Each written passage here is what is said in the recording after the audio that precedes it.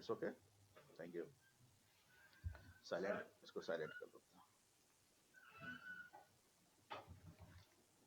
NIBM पिछले लगातार कई सालों से झारखंड में बेहतरीन सेवा देते आ रहा है। इस वर्ष जो है वो वैसे वीकर सेक्शन छात्र छात्राओं के लिए क्या कुछ सुविधा एनआईबीएम देने वाला है? जी, एनआईबीएम लगभग 27 वर्षों से पूरे डेडिकेटेड टीम के साथ हमारे ही राज्य के नहीं बल्कि विभिन्न 4-5 राज्यों के, उड़ीसा, छत्तीसगढ़, वेस्ट बंगाल के विद्यार्थी, बिहार के विद्यार्थी लोग आते हैं यहाँ विश्वास करके, और उनकी वो विश्वास पर हम लोग खरे रहते हैं। और हजारों हजारों युवा को सरकारी नौकरी प्राप्त हो चुकी है, बैंकिंग के सेक्टर में, स्टाफ सिलेक्शन कमीशन में, रेलवे में, झारखंड एसएससी, बिहार एसएससी, बहुत सारे निकल चुके हैं। और ये सामाजिक दायित्व को निभाते हुए ये एनआईबीएम लगभग सालों भर जो ऐसे विद्यार्थी आ जाते हैं जो भी इकोनॉमिकली वीकर हैं, आर्थिक रूप से कमजोर है, हमने तो यहाँ देखा है कि टेप रिकॉर्डर टेक्नीशियन, शुरू से बात करते हैं, पहले टेप रिकॉर्डर के ज़माने थे, टीवी के ज़माने थे, जो लोकल लोग बनाया करते थे, साइकिल रिपेयरिंग करते थे, उनके फादर पेरेंट्स रेजा कुली का काम करते हैं, उनके बच्चों को हम जो जैसे कह दिए वैसे 100% तक फ्री पढ़ाए हैं।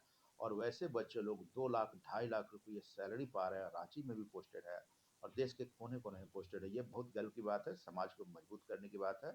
और हमारे यहाँ जैसे रांची के चेसायर होम है, वहाँ के दिव्यांग बच्चों के वहाँ के व्यवस्थापक लोग जैसे थे, वहाँ पर वो लोग मारुति वैन से 4-5 बच्चे थे, लड़के लड़कियां थे जो कि इंटर पास थे, ग्रेजुएट पास थे, उनको यहाँ पर वो लोग भेज देते थे और यहाँ पर आके सुबह से शाम तक वो लोग पढ़ते थे और 100% निःशुल्क पढ़ाए थे। और उनमें से बहुत को जॉब भी लगा है और अभी बहुत लोग प्रयास में है। तो मैं इन्हीं सामाजिक दायित्व को निभाते हुए एनआईबी की तरफ से हम अनाउंसमेंट आज कर रहे हैं, लगभग हर एक वर्ष करते ही हैं, कि 125 विद्यार्थियों को 100% निःशुल्क, 100% निःशुल्क सरकारी नौकरी की तैयारी करवाने की घोषणा करते हैं। और जो ऐसी संस्थाएं चला रहे हैं, जैसे ब्लाइंड ब्लाइंड बच्चों के लिए भी रिजर्वेशन है, बहरे और गूंगे बच्चों के लिए रिजर्वेशन है, दिव्यांग जिनके 100 जिसके आपका 30% 40% डिसेबिलिटी है, दिव्यांग है, उनके लिए भी सरकार काफ़ी अच्छी व्यवस्था की गई। हर एक डिपार्टमेंट में रिजर्वेशन है, खाली रह जाते हैं उनके पोस्ट, वो अप्लाई नहीं कर पाते हैं या उनको समझ नहीं आ पाते हैं। तो मैं संस्था जो चलाते हैं, संस्था पर जो वहाँ के कोऑर्डिनेटर हैं, उनको मैसेज देना चाहते हैं कि वो अपने बच्चों को जो इस लायक है, इंटर पास है, मैट्रिक पास है, ग्रेजुएशन की तैयारी ग्रेजुएशन कर रहे हैं, सरकारी नौकरी के लिए उनको अच्छी बेहतर तैयारी करवाइए। इससे आपके संस्था का भी नाम होगा और जो बच्चे यहाँ से नौकरी लगेंगे उनको, वो तो अपने आप को मजबूत करेंगे ही और समाज को मजबूत करेंगे, परिवार को मजबूत कर समाज में मैसेज देना चाहते हैं। जैसे मैंने एक मूवी देखा था, श्रीकांत। श्रीकांत मूवी में एक बच्चा जन्म हुआ किसी गरीब किसान के घर।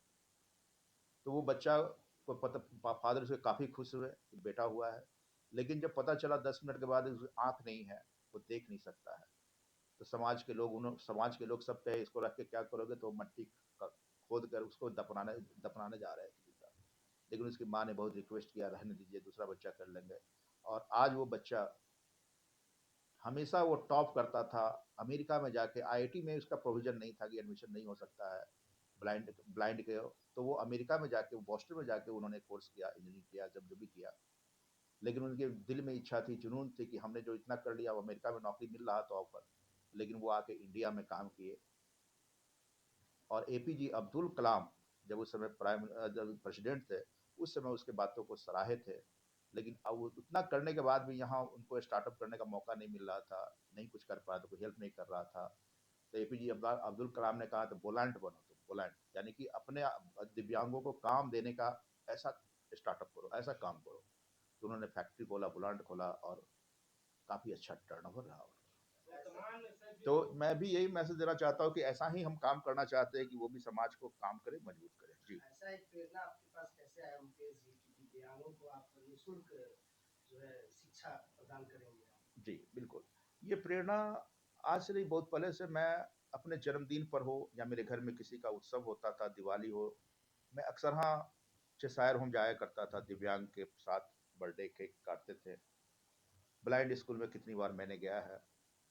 तो वहाँ पर बच्चों का क्वालिटी देख के, जुनून देख के, मैंने वहाँ चाहे उनसे मिला, जानकारी लिया तो बोला कोई इंटर पढ़ रहे हैं, कोई ग्रेजुएशन कर रहे हैं। हमने पूछा सरकारी नौकरी तैयार नहीं सर, आइडिया नहीं है ये सब चीज़ का। तो उसी समय से हमको उन्हीं माहौल में जाके हमने प्रण लिया कि सभी बच्चों को हम निःशुल्क पढ़ाएं। और समाज में बहुत सारे ऐसे हमने आइकॉन का नाम बताया, जैसे prime minister APJ Abdul Kalam, वो समाज के लिए काम करते थे। ऐसे अनेकों हैं जो कि समाज के लिए काम करते हैं, और हम जो समाज से हमने पाया है वो समाज को लौटाने का प्रयास कर रहे हैं और आगे भी करते रहेंगे। के लिए टीचिंग की व्यवस्था अलग से 100% जो सेम फैकल्टी पढ़ाते हैं वही सेम फैकल्टी उनको भी पढ़ाएंगे, तो सारा व्यवस्था उनको मिलेंगे। और ये ऐसा हम करेंगे कि जो रेगुलर जो जनरल ग्रुप बैचेज हैं, उस बैचेज में ही हर एक बैच में 10-20 लड़कों को, वैसे लड़कों को 5-10 लड़कों को हम डालें कि उनको फील हो कि हम जनरल स्टूडेंट की तरफ पढ़ रहे हैं। ऐसा नहीं कि हमारे लिए अलग से व्यवस्था अलग मेरे ग्रुप का है। हम जनरल में उनको पढ़ाएंगे कि उनको कॉन्फिडेंस बढ़े। और हर एक बैच में सारे टीचर को बताया वो उनको ज़्यादा ध्यान देने हैं। अभी भी डीफ एंड डम बच्चा एक पढ़ता है तो उनको हम इशारों में समझाते हैं, इशारों में बताते हैं, उसके पास जाके समझाते हैं, उसको लिख के बताते हैं। वो सुन नहीं सकता है और बोल नहीं सकता है। अभी तक कितने स्टूडेंट हैं आपके पास? ऐसे अभी स्टूडेंट हमारे यहाँ लगभग 6-7 पढ़ रहे होंगे, ठीक है। उसमें से हमको एक याद है, संतोष कुमार एक हैं जो कि डीफ एंड डम थे। पहले उनका बैंक ऑफ इंडिया क्लर्क में हुआ, बैंक ऑफ इंडिया पीओ में है, बोकारो में पोस्टेड भी। उनके चाचा का आज सुबह फोन भी आया था मेरे पास। मेरा नाम एम के गुप्ता, शिक्षक हूँ, मैथ्स रीजनिंग पढ़ाता हूँ और यहाँ से व्यवस्था को देखता हूँ सारे टीम के साथ कि काफी बेहतर हो सके। एक क्वेश्चन और है सर कि ये जो आप निःशुल्क शिक्षा देने की बात कर रहे हैं, तैयारी कराने की बात कर रहे हैं, उसका क्राइटेरिया क्या है? जी, किन क्राइटेरिया के माध्यम से? बिल्कुल सही है। हमने जैसा भी कहा कि व्यवस्थापक जो इसके चलाते हैं, दिव्यांग होम वगैरह चलता है, ब्लाइंड स्कूल चलते हैं, डिपेंडम का संस्था है, वो लोग अपने बच्चों को यहाँ लेकर आए और उनके पास सरकार के द्वारा फिजिकल डिसेबिलिटी की परसेंटेज होते हैं, तो वो सर्टिफिकेट उनके पास रहता है और देखने में लगते हैं कि वो फिजिकली है कि नहीं। जिनके दोनों पैर नहीं है वो लोग भी यहाँ पढ़ते हैं। ये इस प्रकार हाथ है लेकिन पैर कटा हुआ है वगैरह, वो देखने से पता चलता है फिजिकली।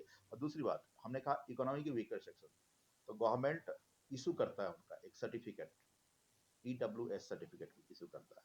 तो वो सर्टिफिकेट लेकर आएंगे कि उनकी आय रहती है उसमें 5,000 मंथली उनके पेरेंट्स के आय है, 8,000 है, तो ये सब हम लोग उसका सर्टिफिकेट देख के हम उनको 100% फीस पाएंगे, इनकम सर्टिफिकेट। एक सवाल है कि इन दिनों जो वर्तमान शिक्षा प्रणाली है में ऑफलाइन और ऑनलाइन को लेकर के छात्रों में काफी जो है संदेह रहता है। क्या लगता है, आप इतने बड़े शिक्षक हैं, जो ऑनलाइन और ऑफलाइन है, कौन सा प्रणाली है जो छात्रों के लिए बेहतर होगा? देखिए, बचपन से सब लोग पढ़ते आए हैं ऑफलाइन। एक कोविड-19 आए थे, उसमें घर पर रहने की मजबूरी थी, तो उस दौरान बच्चों को लिंक करने के लिए ऑनलाइन व्यवस्था की गई थी। और उसके बाद जैसे ये कोविड-19 समाप्त हुए तो सारे ऑफलाइन प्लेटफॉर्म पर पूर्णतः आ चुके हैं, यूनिवर्सिटी, कॉलेज, स्कूल। लेकिन उस समय जो ऑनलाइन अपना बिजनेस स्टार्ट किए थे, वो लोग अभी भी चलाने के प्रयास कर रहे हैं, चाहे लॉस में हो या प्रॉफिट में। तो बच्चे क्या करते हैं, जो कुछ बच्चे आजकल डाइवर्ट हो रहे हैं, भटक रहे हैं कि वो ऑनलाइन सब्सक्रिप्शन ले लेते हैं और घर में पढ़ते हैं। वो बच्चे को हमने देखा है, सर्वे है मेरे पास, सर्वे पेपर में भी आया हुआ है कि 4-5 सालों से वो तैयारी कर रहे हैं, लेकिन उनकी अंतिम रूप से सिलेक्शन नहीं हो पाता है। जो ऑफलाइन पढ़ते हैं वो टारगेटेड रहता है, पूरा टीम उसके पीछे लगा रहता है ऑफलाइन, उनको फिजिकली समझाते हैं, बुझाते हैं, एक ग्रुप मिलता है, इन्वायरमेंट मिलता है, 10, 12, 15, 20, 25 लड़कों का ग्रुप मिलता है, तो वो काफी ग्रूम कर जाते हैं, डेवलप कर जाते हैं, एक एक डाउट तुरंत क्लियर करते हैं। तो अल्टीमेटली कहने का ये उद्देश्य है, ऑफलाइन इज द बेस्ट, जिसके कारण ऑफलाइन पहले था, अभी भी है और आगे भी रहेंगे, कभी नहीं बंद होंगे। ऑनलाइन में बच्चों को बिल्कुल नहीं जाना चाहिए, एकांत हो जाते हैं बच्चे, डिप्रेशन में चले जा रहे हैं। और अब लाइब्रेरी कल्चर भी हो गया है, बच्चे घर छोड़ के लाइब्रेरी में सुबह से लेकर शाम तक, रात तक बैठे रहते हैं, अकेले बैठे रहते हैं, कोई उनके साथ बात करने वाले नहीं रहते हैं। तो ये बड़ा भयावह स्थिति जा रहा है। पेरेंट्स मेरे पास आते हैं और बोलते हैं कि ऐसी स्थिति है, बच्चा रात रात 2-2, 3-3, 4-4 बजे रात तक जगा रहता है और सुबह में 12-1 बजे उठता है दोपहर में। तो ये सब ऑनलाइन का साइड इफेक्ट है। ऑनलाइन सिर्फ डाउट क्लियर करने के लिए किया जाता है। जैसे हमको कोई जानकारी चाहिए, नहीं पता चल रहा है, तो ऑनलाइन सर्च किए, वहाँ पता चल गया। एक सर्च की जगह तो 50 बताने वाले मिल जाते हैं, कौन बेटर है, कौन बेस्ट है, मेनी टाइम्स हम लोग को भी डाउट हो जाते हैं। इसलिए offline is the best options.